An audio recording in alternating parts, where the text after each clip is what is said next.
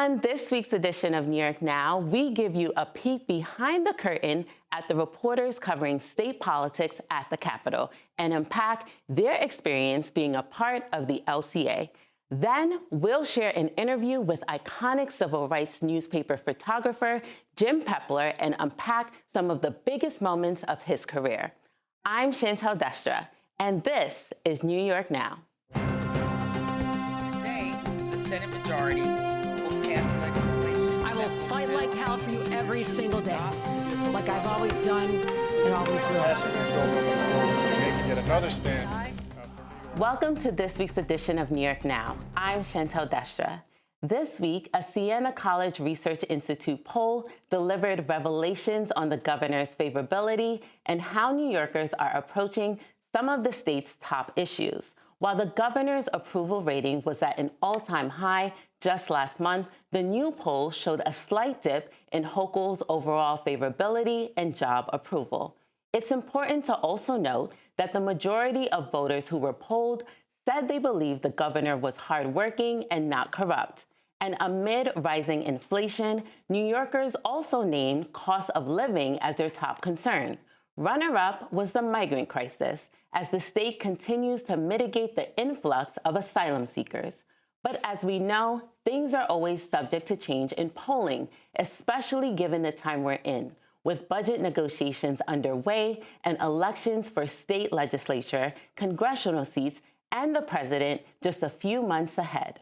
Now turning to another topic. As lawmakers were on a break from the Capitol this week, we wanted to take this as an opportunity to break the fourth wall and give you an up-close and personal look at the daily lives of those covering the newsmakers. You may not know this, but the reporters who cover the state capitol are part of a long legacy of a press corps known as the New York Legislative Correspondents Association, many of whom have won awards, but all have remained committed to upholding the spirit of the LCA. Producer Will Pedigo spoke with the reporters about their work at the Capitol and how the LCA has shaped their experience. Here's that story. We're here outside of the Legislative Correspondents Association press room inside the New York Capitol. The New York LCA is the longest-running group that covers a Capitol in the nation, including the White House press corps. Now, this room has been here since 1890, but the reporters inside and the way that they report has changed tremendously. But the mission of the LCA remains the same: to inform the public, to provide transparency, and hold people in power to account. But what does a day in the life of the LCA look like? We'll unpack that. And I'm proud to cast my vote in favor. Normally, the legislative session in New York runs from January to June. Once the calendar is set, the busiest days at the state capitol are session days. But there are reporters who work out of the LCA Monday through Friday all year long. Hi, I'm Dave Lombardo. I'm host of WCNY's The Capitol Press Room, a daily public radio show broadcasting right here at the state capitol 5 days a week. You're listening to The Capitol Press Room, and we're turning our attention to the upkeep and management of New York's local roads. Being in the middle of the action, at least when lawmakers are here, is important for me for a couple reasons. One, it actually means I get to have lawmakers sitting in the studio with us, and that just makes for a better interview when you can make that eye contact and you can have a rapport with someone. But it's also important for me to have a presence here because I'm engaging with people off the mic as well. I'm developing and nurturing relationships that I've been working on for more than a decade that I've been here at the state capitol. And it's also just fun to be part of history when it happens here, but also the more relaxed moments when I can just be hanging out with my colleagues and friends at other institutions. When I first started as a reporter, as an intern actually, for the Legislative Gazette in 2009, I felt like a real phony. I had a real case of imposter syndrome, and probably rightfully so, since I didn't know what was going on, didn't know what was happening. And at the time, and for years after that, I really looked up to the people who covered the Capitol, the people who made up the Legislative Correspondents Association. I thought of the people at the Times Union and that bureau, as really the best of the best, something to strive for. Jimmy Vielkind, Casey Seiler, Jim Odato, Rick Carlin. There was the Associated Press with Mike Gormley. All these old kind of intimidating people, and now that I'm 35, I realize some of them weren't that old then. And it's an arena that is competitive every single day, but it's also one that is about supporting and lifting up our colleagues. So I'm really happy to be part of the LCA, and take it as a real responsibility to try to keep its work going along. Are pushing for Governor Hochul's proposal to go a little bit further. There are many maybe talented also include on reporters a where bill. the LCA Tell me provides what you an think about that. opportunity to jumpstart their careers in an environment surrounded by newcomers and veteran journalists alike. When we conducted this interview with Raga Justin, she was reporting at the Capitol through a Hearst Fellowship. Now she reports full-time with the Times-Union. My idea of competing journalists at at a state capitol has always been dog eat dog. Like, that's what I envisioned, and it has not been the case. You've got like the Post reporter who will come and chat, and, let you know what he's working on, and then people from TV, from the AP, from any of the various organizations that are around. So I think maybe that has been a pleasant surprise, like just to be able to connect with other journalists on kind of like a person-to-person level, and not always have to be on your like professional guard all the time. When I write my stories, I think of the people who live in the Capital Region. That's our primary coverage area. We write a lot about the state government and the state government workforce, agencies, things like that, sort of the nitty-gritty day-to-day of what state government looks like. I actually think that there's a lot of room to grow and get people more engaged in what we do, which has always been the point. The more people we can reach, the better for journalism. All of the members in the LCA work for different news outlets, meaning no one reports for the LCA. Instead, they are members connected by their common purpose and role. And in a place as influential as the New York State Capitol, being part of the Legislative Correspondents Association means being part of history. It's easy to forget at times in the hustle and bustle of our day jobs, but history is all around us. It's a historic building. Many, many ambitious people have come through here, whether they were politicians, gubernatorial officials, or journalists themselves. And some of the best reporters here in the LCA have their names forever memorialized on the plaques right inside the entrance for winning either the J. Gallagher Award, which is named in honor of the longtime Gannett chief up here in the Capitol, a real legend of reporting, as well as the Walter T. Brown Award, which also recognizes outstanding reporting. The J. Gallagher Award is judged by journalists outside of New York, whereas the Walter T. Brown Award is judged by alumni of the LCA itself. Getting your name on that plaque is kind of that rare opportunity to, make your mark on the building itself in ways that most people, despite their ambitions, despite all the hard work that they do for whatever cause, just never have that chance. Robert Caro, one of the most famous journalists in America, worked for a year here in the LCA. And while there is a historic display about some of his work, he's best known for writing The Power Broker about Robert Moses many years ago. He doesn't have his name on that wall. So the journalists that do, I believe, rightfully feel very proud of their accomplishment, to be recognized by their colleagues as, producing the best work from the LCA each year. Leaving your mark on the LCA isn't only about the articles you write, the stories you tell, or the perspective that you change through your reporting. Part of the LCA is about camaraderie and contributing to a legacy of civic responsibility that extends beyond your time in the room. More than just a job, journalism is a calling. And when that job is challenging, LCA members look after each other. Albany's tough to report from. There's a lot going on. You have to decide what you want to cover, what you can't cover, what you have to set up. It takes a lot more organization, and you have to really work sources all the time, partly because sources are coming and going all the time. And so you have to continue to find new people, new perspectives, try to get the picture of the story as complete as possible.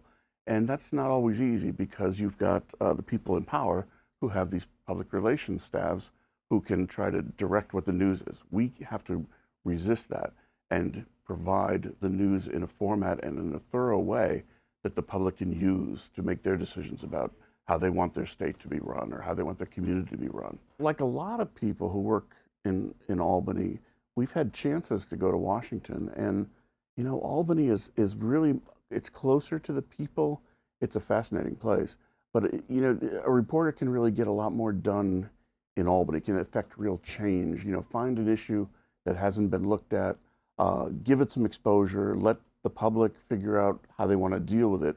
But in Albany, you can really make that difference.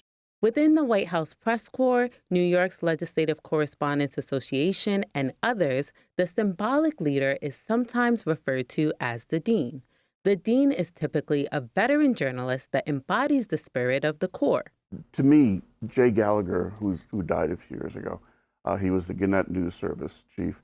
He was the epitome of what a dean is, because he was respected by everyone.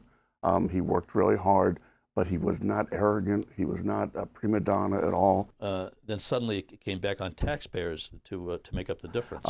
He always asked a similar question at every press conference, and I remember this. He goes, you know, when governors would go on and on about how great their program is, he would ask a simple question: how much is this going to cost? And if you think about it, that's a lot of what reporters should be asking of government, because taxpayers want to know. And Jay was great at that stuff. While Jay Gallagher's name will forever remain a beacon light for future generations of LCA reporters through the Jay Gallagher Award, the LCA has a new dean, according to Michael Gormley. I think that's Karen DeWitt, and I think she deserves that. And anyone asked me who the dean is, I would say Karen DeWitt at Public Radio. I've had the job with public broadcasting, the stations across New York State since 1990. It's been an awesome career to have. And what's fun about working at the Capitol is sometimes I feel like it's entertainment just for reporters. You know, the politicians are, you know, acting out with their speeches, fighting with one another, posturing. You have lobbyists come up to you, staff members, sometimes even actual members of the public who come here in groups to, you know, advocate for a particular issue. And yeah, it's just like a wealth of people and important issues. And, you know, I get to be in the middle of it. What could be more fun? To me, nothing. As the day winds down at the New York State Capitol, session ends. Lawmakers go home and deadlines approach for reporters. For reporters like Elise Klein, the end of the day is showtime. Final state budget, just due on April 1st. The live hits are at the very end of my day, and basically that's when my story is totally wrapped up. I have the package all ready to go, my producers have it, and I'm basically fronting the package. It's the moment, kind of like a performance, where I get to show all the work that I've put in throughout the day, which is a lot. I put in a lot of work into my stories every single day, so it's definitely exciting. The great thing about being a Capitol reporter is that you get to report on policies that impact so many people. And I get to interview lawmakers. When people come in for rallies or press conferences, I get to talk to real people who are impacted by these policies, by the funding that goes through the budget. And I think one of my favorite things about being a reporter is just that you get to meet so many cool people, and it gives you such a great perspective on really what it's like to be alive. And the reporters at the state capitol will continue to report on the biggest political news and policy issues throughout this year's legislative session and in the years to come. You can find more information about the LCA on our website. That's at nynow.org. And now we have another special story to share. Last summer, we met Alabama-based historian and filmmaker Theo Moore. Moore specializes in the history of the American South and preserving African-American history through his nonprofit, Historical Vision Productions. In 2023, Theo Moore was selected to participate in the PBS Ignite Mentorship for Diverse Voices initiative, and it is through that opportunity that we were introduced. We learned of a New York connection in Theo Moore's work involving iconic photojournalist Jim Peppler. The Courier was started by a crew from Harvard that had worked on the Harvard Crimson. Peppler documented much of the civil rights movement in Alabama through his work with the Southern Courier. Later, he went on to serve for 38 years with Newsday. New York Now partnered with Historical Vision Productions to bring you Jim Peppler's story, which was produced by Theo Moore. Take a look. The Courier was started by a crew from Harvard that had worked on the Harvard Crimson. So they were Harvard journalists, sort of. They had witnessed on their trips to participate in the civil rights movement, including the Selma and Montgomery March and all the rest. They noticed that the local newspapers in the South, the Montgomery Advertiser, they had one page, the last page in the paper. On the last page in the paper, one column on the last page was entitled News of Our Colored Subscribers. That was the extent that they paid any attention to anybody of color living in Montgomery, Alabama, the state capital. So they had this idea they would start a paper, it would be a weekly, and they'd run it for like 3 months, during which time they would find local people they would train local people to take over their jobs, and they'd go off to their careers, their Harvard careers. They found difficulty finding local people that would take the jobs because even if they were just high school kids, they were subject to retribution from the Klan and everyone else that might hit their families. They couldn't risk their families. They were willing to risk themselves, but risking their family was a big step. So they couldn't find local people that would step in. And, they had a whole staff all over Alabama and Mississippi and Georgia. So the Courier said, okay, another 3 months. And then they realized we need to be here. We need to stay and be the cadre keeping the paper together. And as we can, we'll find local people to help out as we can find people willing to take these risks. We strive to be honest. We strive to be objective, not taking sides on an issue, reporting the facts. Our journalists, journalist credo, tell the facts. And with a connection to local people, gave us a sense of being the people's eyes, the people's ears, the people's witness, the reader's witness, the folks. We were there to witness for them, for everybody. Whatever, you're labeling, we were there to witness for everybody objectively so anybody could read our paper and realize that it was the truth. So they were going to settle in Atlanta, and I was to become part of the Montgomery Bureau. Myself and a fellow named Jeff Cowan were going to start in Selma and cover the Selma area. And, they divided the states up into areas, 2 or 3 counties each, with a reporter in each one. And I was the photographer that I would bounce around all over, and Jeff would be the reporter.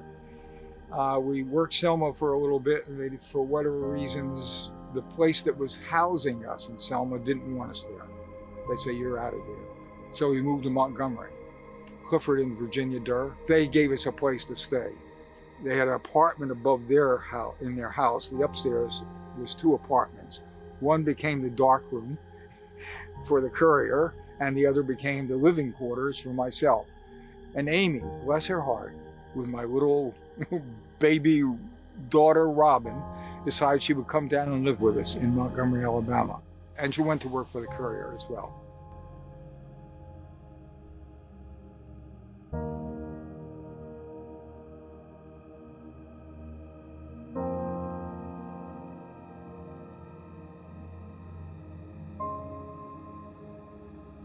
This photo was taken in Prattville, Alabama, when students at the Autauga County Training School who were protesting their treatment and, all the racism, what was going on, and they went marching through downtown Prattville carrying these signs, and I'm talking about literally alone, no protection, just them. In the symbolism of it, it spoke to the courage it took for them, and also, to some extent, the restraint that was being shown by the people they were walking past. And I've always interpreted, and I may or may not be right, that the fact that I was standing there with a camera was sometimes, possibly this time, a reason that nothing happened to the people I was photographing.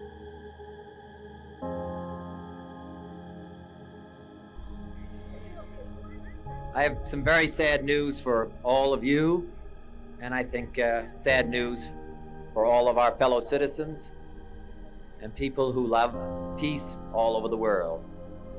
And that is that Martin Luther King was shot and was killed tonight in Memphis, Tennessee.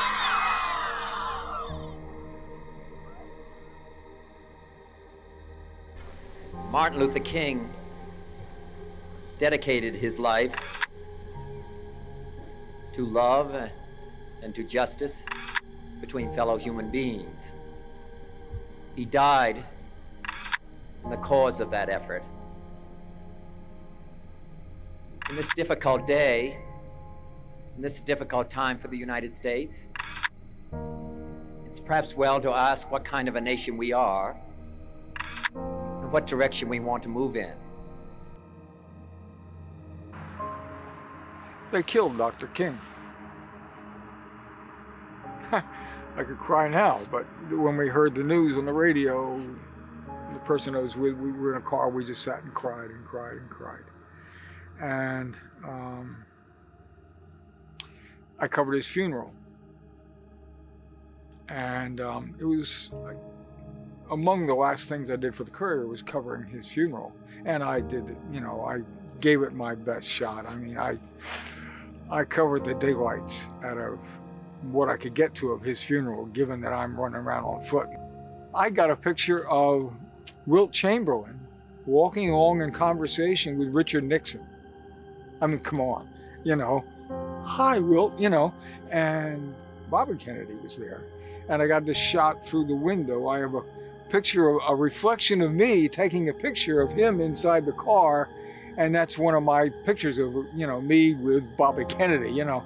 And I had photographed Bobby Kennedy when he was in Mississippi with hearings, and I had a sense of him as a person. There was something very real about him. I had photographed him at the funeral and came back and we edited the funeral pictures and whatnot. And it was, I'm not sure, weeks or soon after that he was killed. And that was the last straw. Within the next day or that hour, very quickly, I called Newsday and say, "You ready for me?" And they said, "Yeah, come on up." And I was on the road, left my wife and at that point 2 children in Montgomery to go to work at Newsday.